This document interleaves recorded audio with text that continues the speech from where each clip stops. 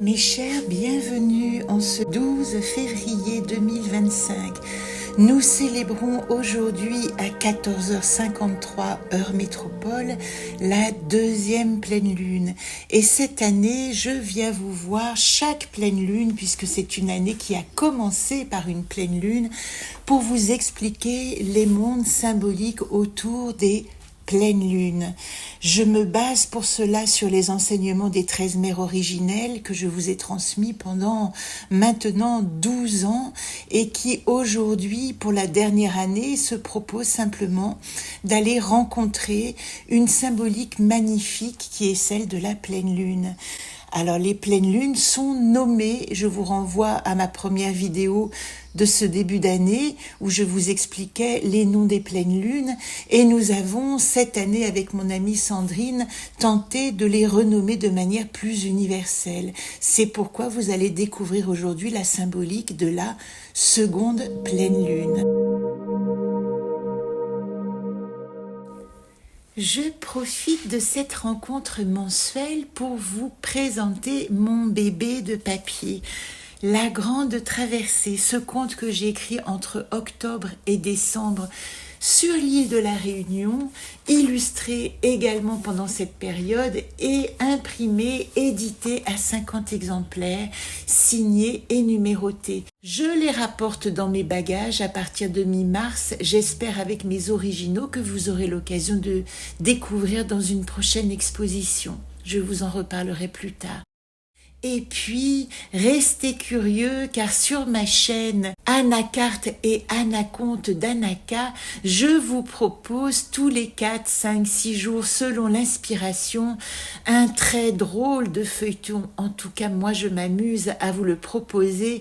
Il est illustré au fur et à mesure des cartes que je tire au hasard pour présenter un chemin de vie, une histoire, un peu loufoque, je l'avoue, mais qui j'espère vous rendra curieux. N'hésitez pas à vous rendre sur mon feuilleton.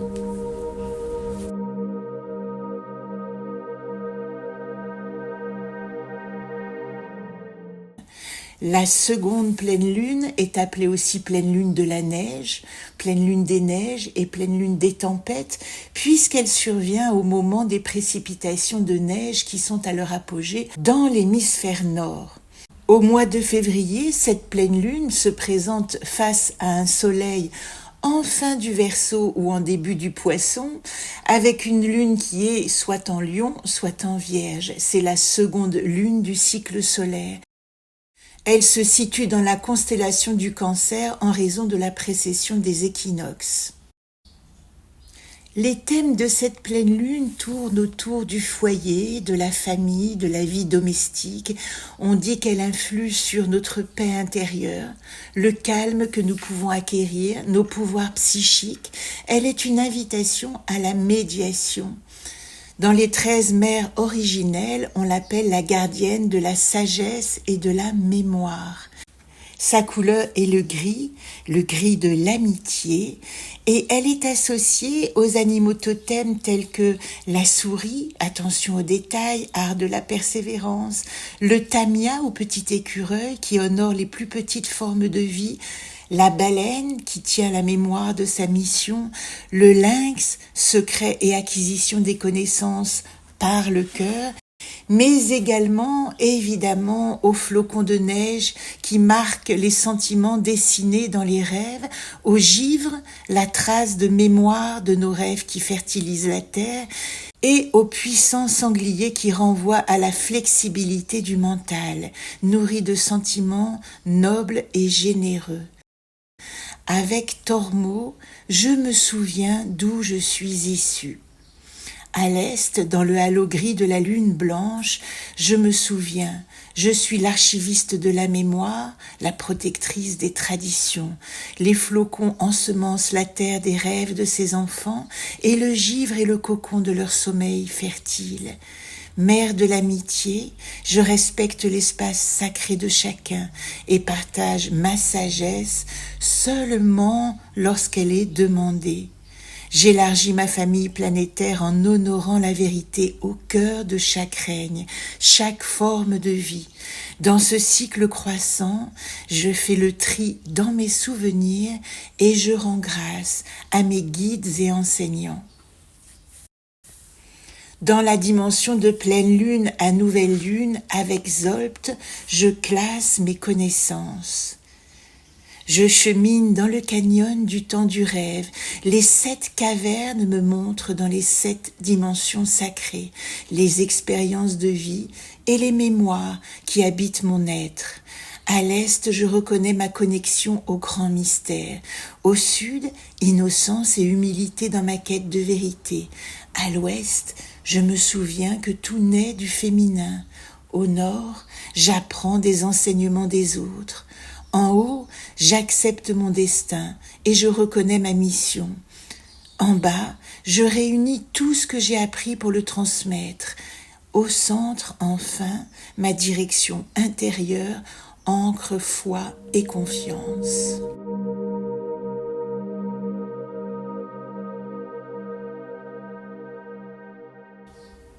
En Chine, cette pleine lune est aussi appelée la lune des vacances.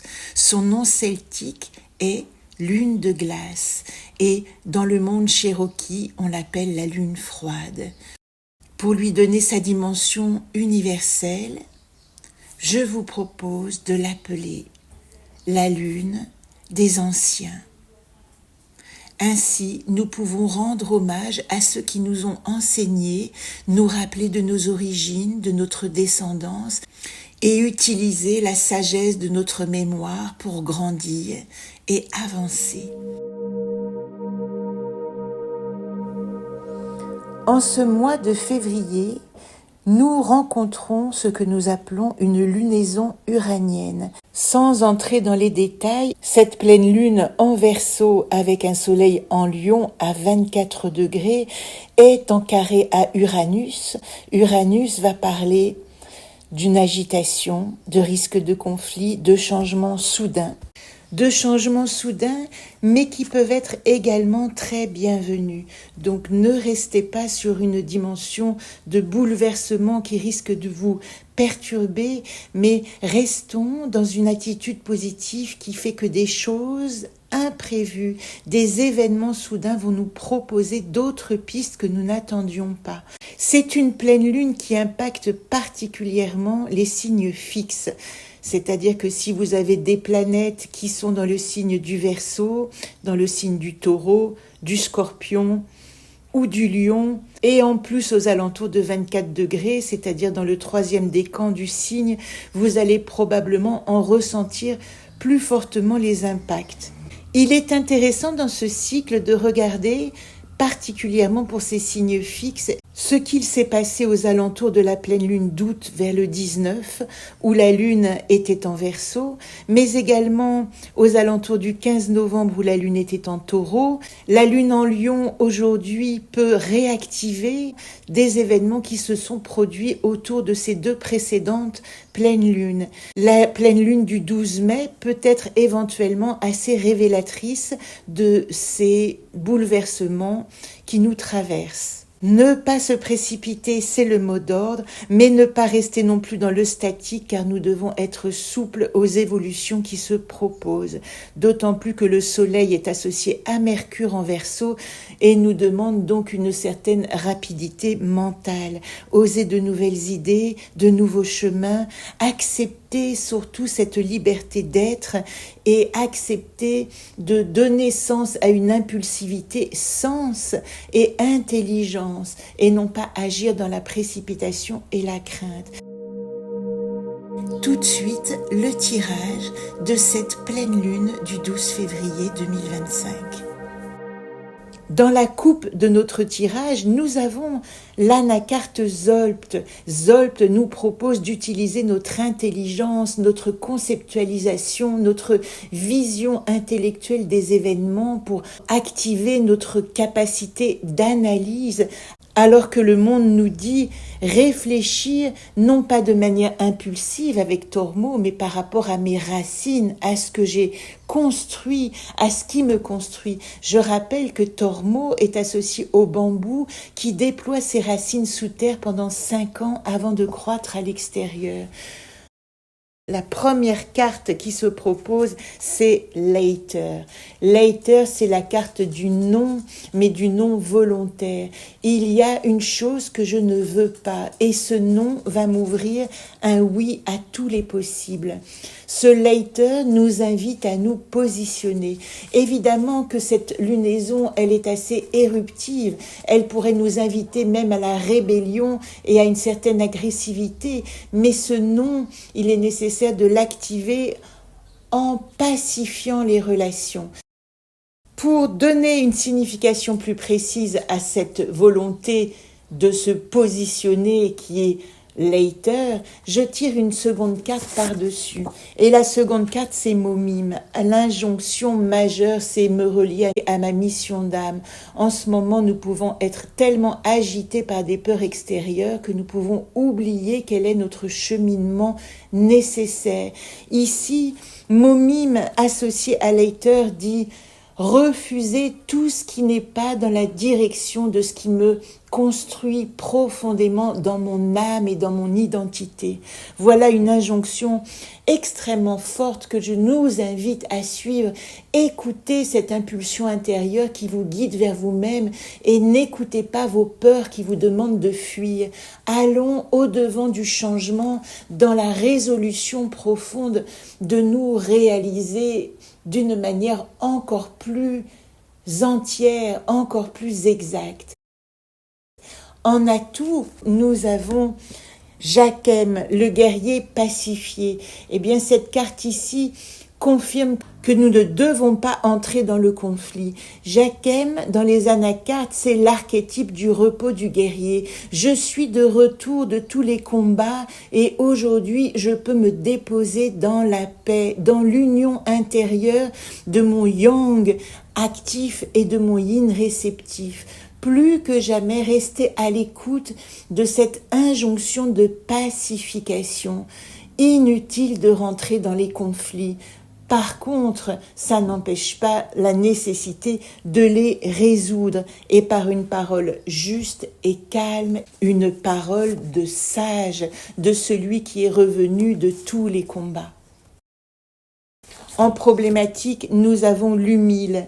L'humile, le partenariat, les échanges, la communication, associés à ce tirage, met bien l'accent sur le fait que nous pouvons avoir de la difficulté à nous faire entendre, à nous faire comprendre, à trouver des partenaires, à arriver à activer la concorde et l'entente cordiale. Car évidemment, de tous côtés, nous ne sommes pas forcément entourés de gens pacifiques.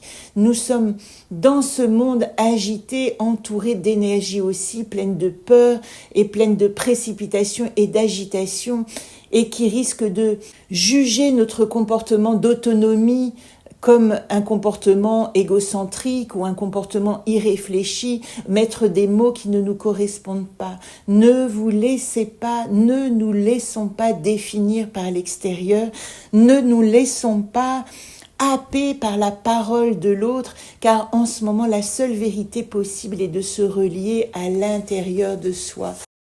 Et je tire la carte de la solution tout de suite, puisque l'humile était en problématique, et la solution vient confirmer que nous devons nous relier plus que jamais à notre intuition.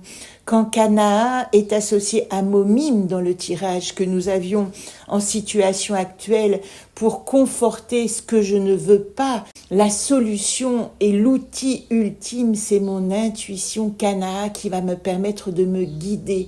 Plus que jamais, je dois écouter l'absolue vérité intérieure qui me guide et ne pas être dupe des discours extérieurs. Voilà pour cette pleine lune qui va nous demander un engagement puissant vers notre autonomie de pensée. Tenons le coup car bientôt, les changements s'annoncent et nous allons pouvoir marcher un chemin serein vers la réalisation de nous-mêmes. À très bientôt pour la 3e pleine lune de l'année, au mois de mars.